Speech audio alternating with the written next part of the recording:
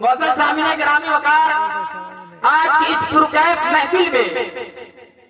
انسانی زندگی کے ایک ایسے ہماگیر، خوش رنگ، نازک و لطیف گوشہ سے متعلق اسلامی نظریات پیش کرنا چاہوں گا جو روئے زمین پہ بسنے والے انسانوں کی بنیادی ضرورت ہے اور نسل انسانی کی بقا کا اہم ذریعہ ہے، یعنی شادی اور ازواج زندگی۔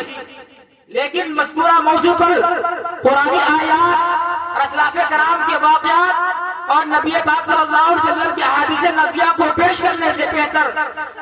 بہتر یہ ہے کہ ہمیں جاننا چاہیے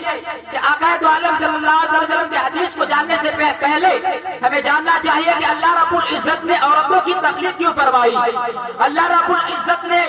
مرد اور عورتوں کے درمیان نفسانی خواہشات کی وضعیت کیوں رکھی، کیونکہ بے شمار افراد ایسے ہیں جن کے ذہن میں، جن کے خیال میں طرح طرح کے وصفے سے آتے ہیں کہ ہم بھلے مرد کی ذات تھی لیکن عورتوں کی تخلیق کیوں کر دی گئی، اللہ رب العزت نے عورتوں کو پیدا کیوں فرمایا۔ ہم نے قرآن سے نہیں سوال کیا اے قرآن تو بتا عورتوں کی تخلیق کا مقصد کیا ہے، تو قرآن نے صاف لفظوں میں اعلان فرما دیا وَمِنْ آيَاتِهِ أَنَّ خَلَقَ لَكُم مِّنْ أَنفُسِكُمْ أَزْوَاجًا لِتَسْكُنُوا إِلَيْهَا وَجَعَلَ بَيْنَكُم مَّوَدَّةً وَرَحْمَةً کہ عورتوں کی تخلیق کا مقصد یہ ہے کہ اللہ تعالیٰ کی نشانیوں میں سے ہے کہ تمہیں میں سے جوڑے بنایا تھا کہ تم سکون حاصل کر سکو۔ سبحان اللہ۔ جب قرآن کی آیت پہ ہم نے غور کیا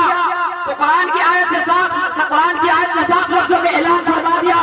کہ اے دنیا والوں سنو، عورتوں کی تخلیق کا مقصد یہ نہیں ہے کہ ان پہ ظلم و ستم کیا جائے، عورتوں کی تخلیق کا مقصد یہ نہیں ہے کبھی اسے جہیز کے نام پہ مارا جائے، کبھی گالی دیا جائے، عورتوں کی تخلیق کا مقصد تو یہ ہے کہ ان سے سکون حاصل کیا جائے۔ لیکن آج معاشرے میں دیکھا جائے تو عورتوں پہ طرح طرح کے ظلم و ستم کیے جاتے ہیں، لیکن عورتیں بھی اپنی حقیقت کو بھول بیٹھی ہے۔ جب عورت کی تخلیق مرد کے مقابل رکھی گئی تو انہیں ان کا مقصد یاد نہ رہا۔ جب ہم نے قرآن سے پوچھا تو فرمایا گیا ہے قرآن بتا عورتوں کی تخلیق کا مقصد کیا ہے، تو قرآن نے صاف لفظوں میں اعلان فرما دیا کہ اے عورتوں کی ذات تمہاری تخلیق کا مقصد صرف اور صرف سکون ہے، تم اس لیے پیدا نہیں کی گئی ہو کہ اپنے شوہر کے دائرہ حیات کو تنگ کر کے ان کی زندگی کو نمونہ جہنم بنا دو،